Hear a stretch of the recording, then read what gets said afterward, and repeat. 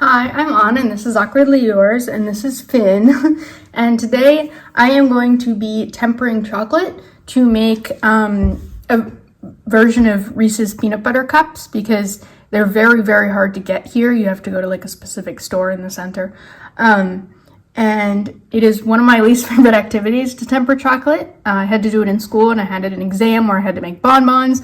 So this is gonna be interesting, but I really miss Reese's, so I'm gonna try and make my own. Let's get into it. Let's get into it. What am I saying? This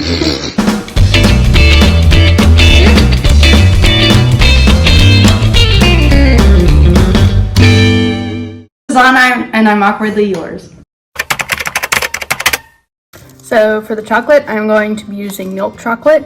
I was going to use white chocolate as well, but since this is my first time tempering since school, I am just going to do the darker chocolate because with white chocolate, it's a lot more difficult to tell when it's tempered right, because when chocolate is tempered, it shines, and it's really difficult to tell with white chocolate when it's like shiny. Obviously you can go off the temperature, which I will do, but the look of it also helps, and it's really difficult with white chocolate. So I'm just gonna do milk chocolate.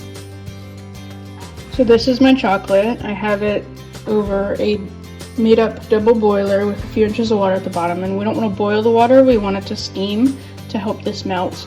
And I'm going to stir it until it reaches a temperature of 115, and then I'll show you what to do next. Filming one-handed is not easy, but here we go. The chocolate is melting, and I'm constantly stirring so that not one part of it gets hot. Now I'm doing what's called seeding, which is to add almost half of the chocolate that I didn't use back in to help it cool down to 100 degrees. So now we're going to do an experiment. This is not cooling down fast enough, and I don't even know if I'll have enough chocolate. So I'm going to add in dark chocolate. I have no idea what's going to happen, but we'll figure it out together. So now I've roughly broken up some pieces of dark chocolate, and I'm stirring them in so that this can cool down to 100 degrees. Almost there. I'm close to like 103. I've been stirring constantly, so don't forget to do that. Okay, so now I'm at 100, and I'm going to add in the rest of the dark chocolate and cool it down to about 95-ish degrees, between 96 and 98. Eventually, we want it to reach 79 degrees. And then bring it back up to 86 to 90 degrees, which is what you want for a working temperature for chocolate.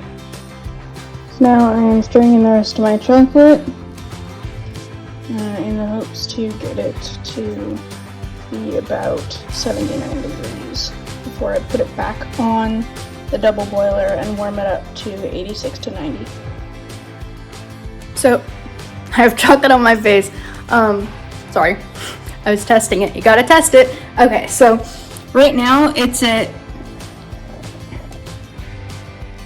88 degrees, and it's very shiny, which is good, but I'm gonna leave it for a bit to cool down for about 5 minutes, to see if that speeds up the process. And then I will keep stirring if that doesn't. Right now I have a timer set for 5 minutes. To cool down the chocolate, and I'm going to prepare a pan so that I can catch some of the excess chocolate once I fill the bonbon trays. So it's still cooling, but you can tell it's tempering well because, see, I dropped some, and it's already solidifying, and it's still shiny. As you can see, as it cools down, it thickens up, which is good. It's what we want. Oops. So now it's at 90, but I still want the seeds to, seeding chocolate to melt, so I'm just gonna keep stirring until they're melted. And then if I have to, I'll bring it back up to temperature. I went a bit over. It's now at like 100. So I'm just gonna keep stirring until it cools down to between 86 and 90, but ideally I'm gonna go for 90 because it's gonna take too long. As you can see, this is why I hated tempering in school and why I really don't like doing it now. I have very much respect for any chocolatier because it takes a lot of patience and you gotta just get the numbers right.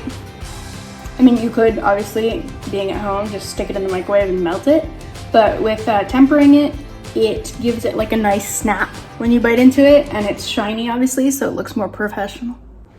Now, as I showed you before, the chocolate that solidified on my bench, it didn't take very long.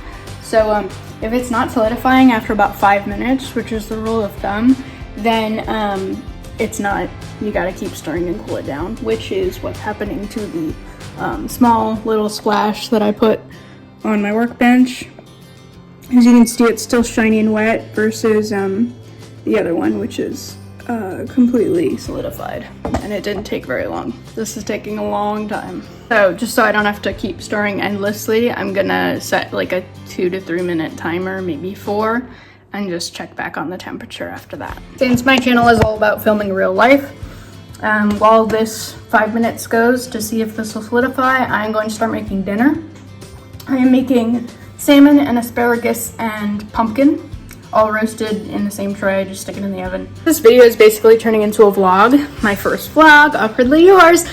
I look like a severed head. Okay, I'm just doing like frozen salmon with frozen asparagus and frozen pumpkin because feeling kind of lazy, and also it's just easy to have protein in the freezer, so I know it's like not gonna go bad. And since it's packaged, there are no bones, which is what I like.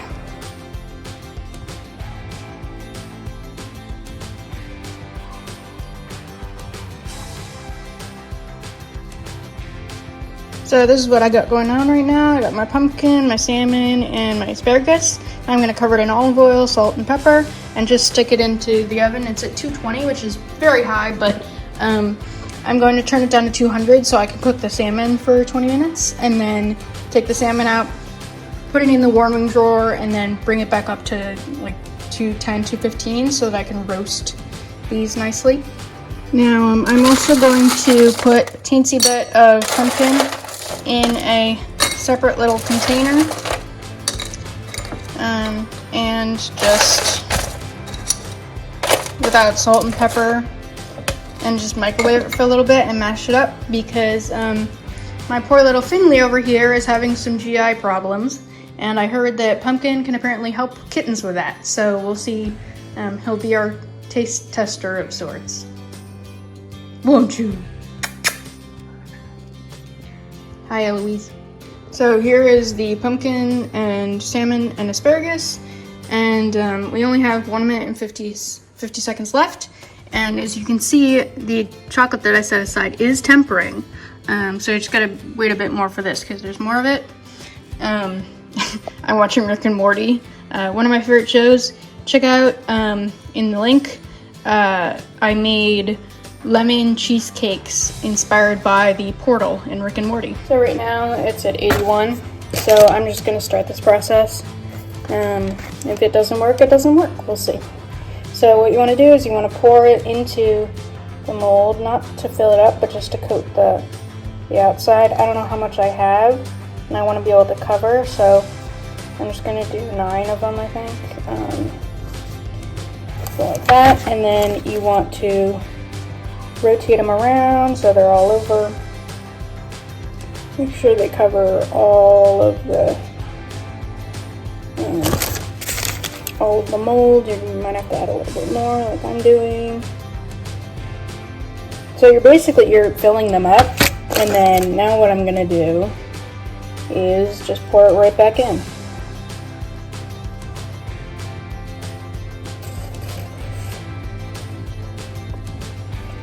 Sorry for this shitty view. Oh, that's a bit better. See, I'm just letting it all out again. And then take the bench scraper and just scrape off the excess on the top. See, this is another reason why I don't like this starter thing, is because it's so messy. But see, now they're covered. And now I'm I'm gonna actually more of a dough because you only want to cover the outside. You don't want it to be like full of chocolate, basically. And with the molds, it's better to have like a hard plastic mold than this flimsy thing, because then it sends chocolate everywhere. But so it goes.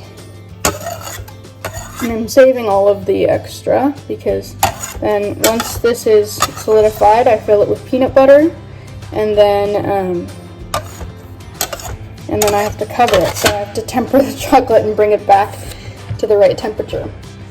So I'll see you in a bit.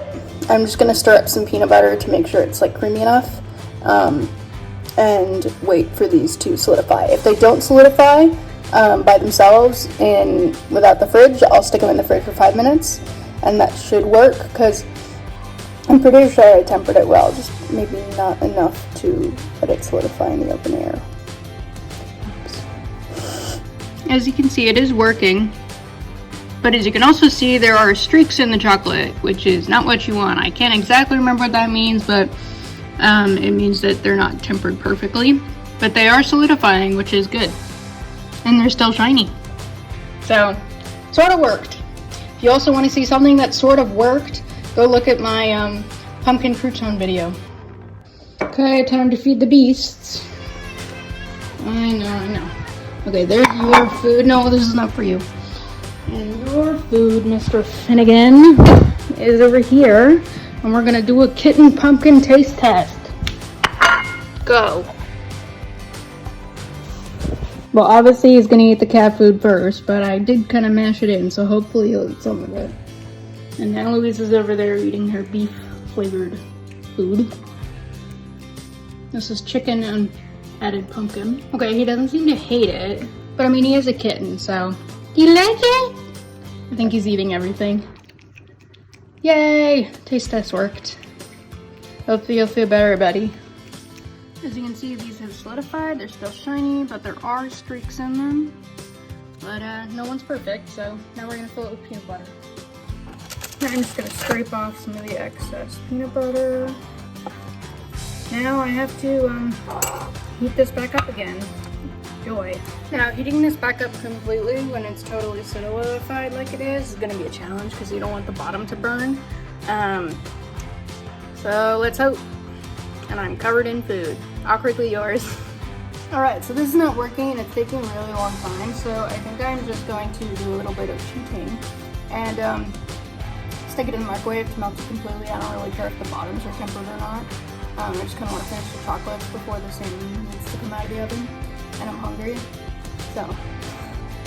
As you can see, I just spread the remaining chocolate out on the parchment paper, and I'm just gonna let it solidify. And these are the bonbons, and I'm gonna let them solidify before sticking them in the fridge to cool down while I eat dinner. I didn't mean cool down, I meant solidify so that I can take them out of the mold. Oh, hot steam. I didn't burn myself, just the steam. Jesus. Ta-da! It's dinner time!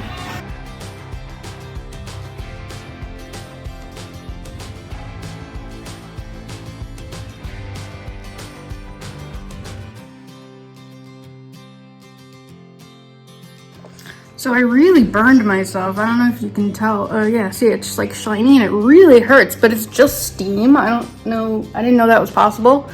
Ow. Luckily, it's not my dominant hand. But here's my dinner.